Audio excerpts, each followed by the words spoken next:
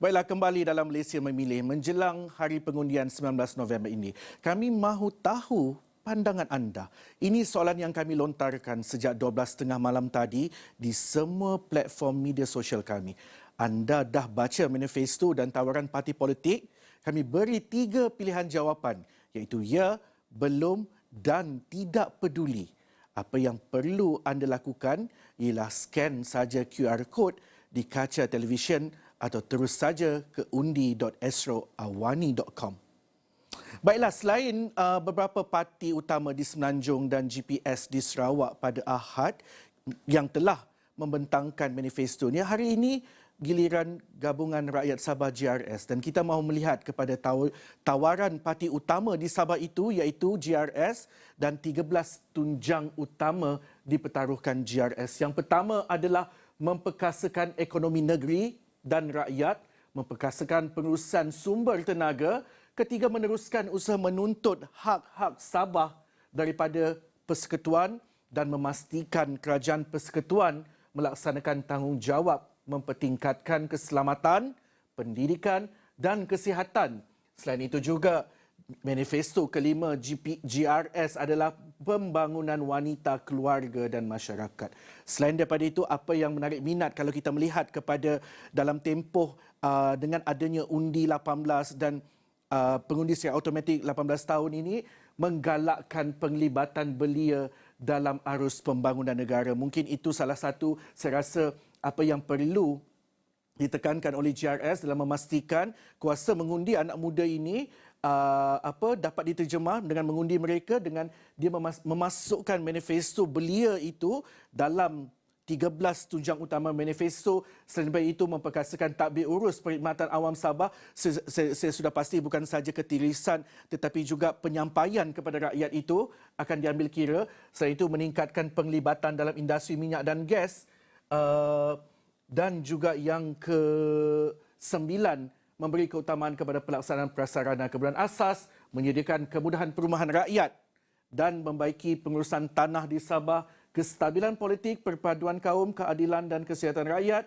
Yang terakhir, meneruskan usaha menuntut agar kawasan Parlimen di Sabah ini ditambah. Dan dalam kita melihat kepada manifesto ini bersama kita melalui Google Meet, ialah penganalisis politik Sabah yang tidak asing lagi dari Universiti Malaysia Sabah, Dr. Romzi Ationg. Dr. Romzi, apa respon awal mengenai pelancaran manifesto GRS ini? Terima kasih saudara Syekh Hashim. Sebentar tadi saya melihat pelancaran manifesto oleh GRS dan saya melihat bahawasanya manifesto ini adalah manifesto yang agak menepati kehendak rakyat. Ada beberapa sebab kenapa ia harus dianggap sebagai manifesto yang menepati kehendak rakyat di Sabah ini. Yang pertamanya, ia bersifat komprehensif.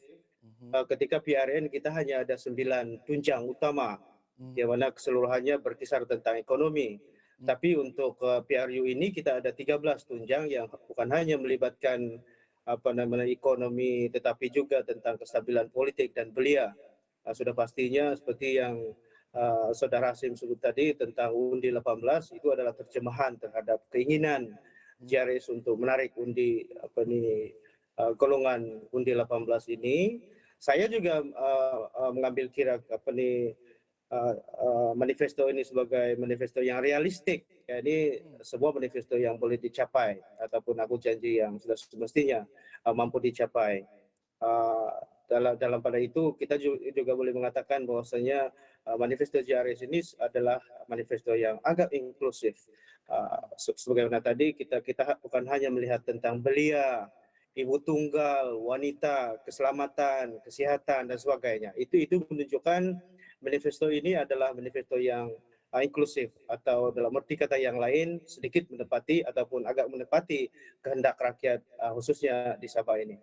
Baik, Dr. Romzi, bila kita melihat kepada manifesto-manifesto yang sebelum ini sudah, memang isu-isu rakyat itu diangkat seperti ekonomi, penyediaan seperti GRS ini tadi, penyediaan rumah, penyediaan kemudahan rumah kepada rakyat itu diambil kira seperti mana yang kita tahu Rumah Mesra Sabah Maju Jaya itu telah dilaksanakan di bawah kepimpinan kerajaan JRSBN dipimpin Datuk Seri Haji Jinur. Tetapi ingin juga saya melihat kepada dalam orang ramai melihat kepada manifesto-manifesto yang ditawarkan. Adakah jika mungkin pandangan Dr. Romzi sendiri memperkasakan urus takbir perkhidmatan awam, adakah memperkasakan ini lebih kepada penyampaian itu mengurangkan birokrasi atau dan dalam masa sama kita menitik beratkan tiada ketirisan dalam perkhidmatan awam itu dan juga projek-projek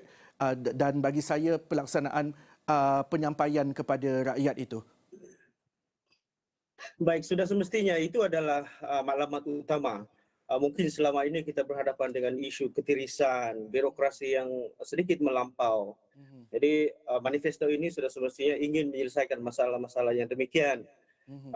Bertahun lamanya, berpuluh tahun lamanya kita berhadapan dengan isu ketirisan, urus tadbir yang tidak telus ataupun mungkin kaedah urusan yang sering terganggu disebabkan berbagai birokrasi yang terlibat. Jadi itu adalah rasanya suatu perkara yang perlu diatasi dan sudah semestinya manifesto ini menjelaskan bahwasanya sebarang birokrasi dan ketirisan itu haruslah diselesaikan. Ini bagi memudahkan sebarang urusan pembangunan negeri khususnya tentang penyediaan perumahan dan sebagainya itu dapat dilaksanakan sebaik mungkin. Saya rasa itu adalah maklumat yang sewajarnya dan ini adalah masa yang tepat untuk kita mewar-warkan isu yang demikian. Baik.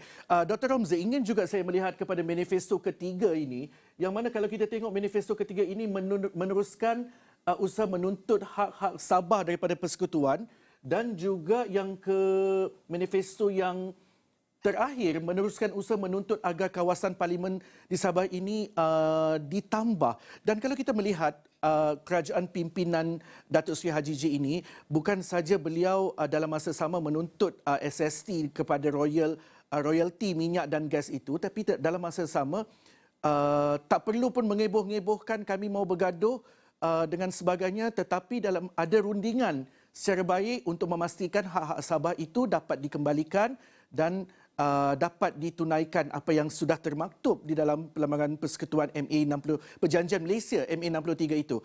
Komen Dr. Romzi. Sebab bagi saya tidak perlu Datuk Seri Haji J menyuarakan berulang kali menjerit begitu dan sebagainya, tetapi rundingan untuk mengembalikan itu sentiasa berjalan dan sedikit sebanyak dikembalikan kepada Sabah. Dr. Romzi. Sudah semestinya Saudara Hashim, usaha untuk menuntut apa yang sewajarnya dimiliki oleh Sabah ini khususnya tentang korupsi 35% itu ataupun hak-hak yang lain, termasuklah 40% cukai dikembalikan kepada Sabah. Ialah menuntut ini tidak semestinya kita harus bertelagah dengan pihak persekutuan. Kaedahnya ialah lebih baik kita bersahabat ataupun tuntutan secara lebih sistematik. Jadi kita mungkin mengadakan pelbagai aktiviti seperti berbincang. Rasanya melalui Dewan Undangan Negeri juga kita harus mengatakan benda ini harus dituntut, dan daripada keputusan Dewan Undangan Negeri itu kita boleh sampaikan kepada pihak persekutuan. Jadi mungkin pendekatan kita yang terlalu emosi sebelum ini harus dikurangkan. Soalnya ialah contohnya kita ambil dalam saya menggunakan analogi dalam keluarga. Kalaulah dalam keluarga ini kita bertelaga untuk satu perkara, si bapa itu mungkin akan sedikit terasa. Jadi apabila si bapa terasa, mungkin tuntutan itu sedikit bermasalah. Jadi untuk mengelakkan tuntutan itu bermasalah, ada baiknya kita melalui perundingan yang lebih sistematik, yang lebih harmoni dan tidaklah disaluti dengan unsur-unsur emosi. Jadi saya rasa itu adalah pendekatan yang sebaik mungkin, dan ini sedang digunakan oleh kerajaan JRS Barisan Nasional di Sabah ini, dan insyaAllah kita akan mendapat